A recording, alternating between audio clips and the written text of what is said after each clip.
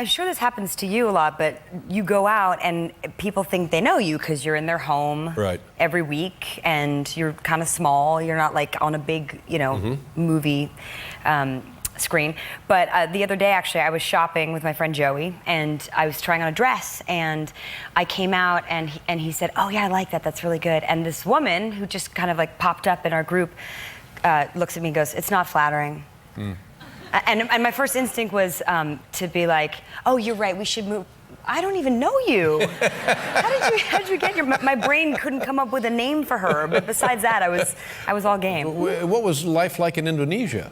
Well, I moved there when I was 2, so I sort of thought everybody grew up there, but they don't. And like a lot of my friends had crazy animals as pets, like monkeys, lots of monkeys as pets. Yeah. Like Becky Dempster, she had a one-armed, she did. She had a one-armed gibbon. And those are the best, they really are. If you can get a one-armed gibbon, you're in the Hall of Fame, sure.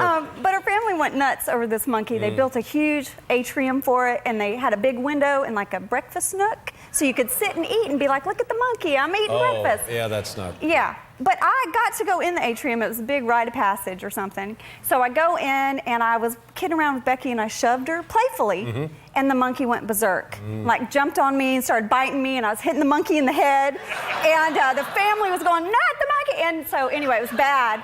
And then every time I went over to that house and I had breakfast at the breakfast nook, the monkey would swing by and pee on the window. Ooh. It was like his way of like, Yeah, I had an uncle who did that. They brought me there once. I didn't go to the convention, but they brought me there once, and I was treated like I was the Pope. I was the Beatles. It was. I had a stretch Hummer limo and a 6 police car escort. How big a town is Scranton? I have no idea. There's, over 800 people.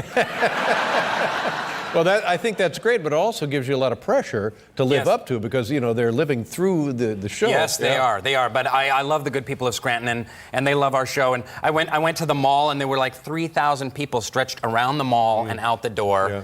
And they actually gave me... People brought their babies for me to touch. It was crazy. The mayor... To touch? Well... Just touch my baby. Like the Pope, to bless them. To bless them.